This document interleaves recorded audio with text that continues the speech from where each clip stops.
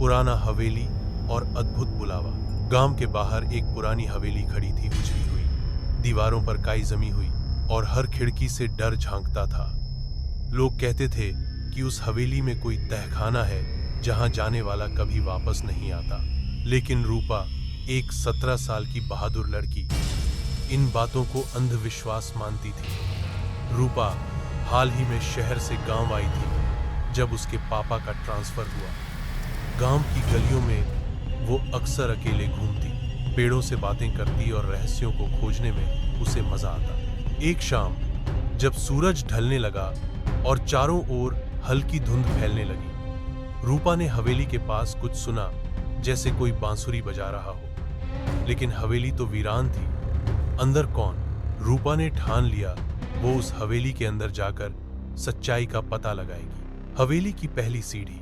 अगली सुबह रूपा ने एक टॉर्च, पानी की बोतल और अपनी डायरी ली जिसमें वो हर खोज का रिकॉर्ड रखती थी। हवेली के पास पहुंचते ही उसे एक अजीब सी गंध आई, नमी, जले हुए कुछ लकड़ी और शायद पुरानी यादों की। जैसे ही उसने दरवाजा खोला, उसकी चीख निकल गई। दरवाजा पहले से खुला था। अंदर अंधेरा था, लेकिन दीवारों पर पुरानी पेंटिंग्स थीं।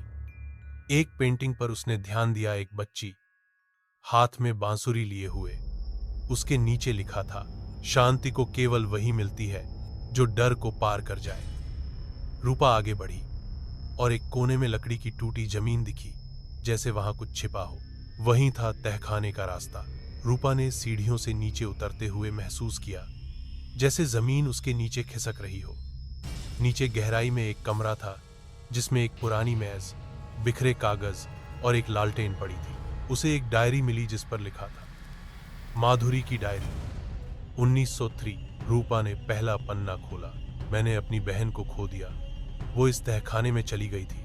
बांसुरी की आवाज सुनकर मैंने किसी को देखा नहीं, लेकिन महसूस किया वो तह में कुछ था, कोई आत्मा, कोई इंतजार करता हुआ चेहरा। रूपा के रोंगटे खड़े हो गए। उसने आगे पढ़ा, जो भी तहखाने में गया वो या तो लौट कर आया नहीं या फिर वैसा नहीं रहा। बांसुरी की आवाज। रूपा की टॉर्च अचानक बंद हो गई। तभी एक धीमी बांसुरी की आवाज गूंजने लगी, ठीक उसी धुन में जो उसने उस दिन हवेली के बाहर सुनी थी।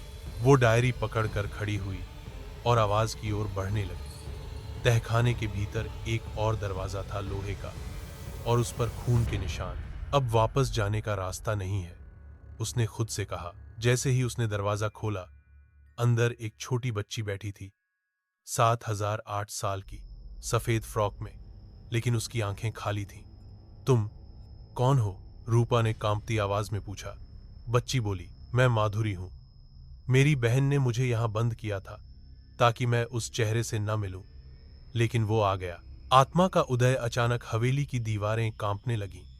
एक साया उभरा, लंबा, धुंध से बना चेहरा जिसकी आंखों में आग थी। रूपा ने डायरी को हाथ में पकड़ा और एक पेज पढ़ा। उस चेहरे से डरने की जरूरत नहीं, उसे बस उसकी कहानी दो। वो किसी को सुनना चाहता है, कोई जो उसकी गलती को माफ कर सके। रूपा ने जोर से कहा, तुम्हें माफ किया, तुम्हें अब शांति मिल सकती है। आत्मा चीखी, एक गूंजदार चीख, और फिर अचानक सब शांत हो गया। बच्ची की आंखों में रोशनी आ गई। वो मुस्कुराई और धीरे धीरे हवा में विलीन हो गई, जैसे किसी ने उसे मुक्त कर दिया हो। हवेली का अंत और नई शुरुआत। रूपा तहखाने से बाहर आई। अब वहां न अंधेरा था, न डर। हवेली जैसे जाग चुकी थी। अगले दिन गांव के लोग हैरान थे। हवेली की खिड़कियां खुली थीं, दीवारों पर अब तस्वीरें साफ दिख रही थीं और तहखाने का रास्ता गायब हो चुका था। रूपा ने अपनी डायरी का आखिरी पन्ना लिखा। हर डर के पीछे एक अधूरी कहानी होती है, और कभी कभी हमें बस वो कहानी सुननी होती है ताकि कोई भटकती आत्मा अपने घर लौट सके। वो मुस्कुराई और अपनी अगली खोज पर निकल पड़ी।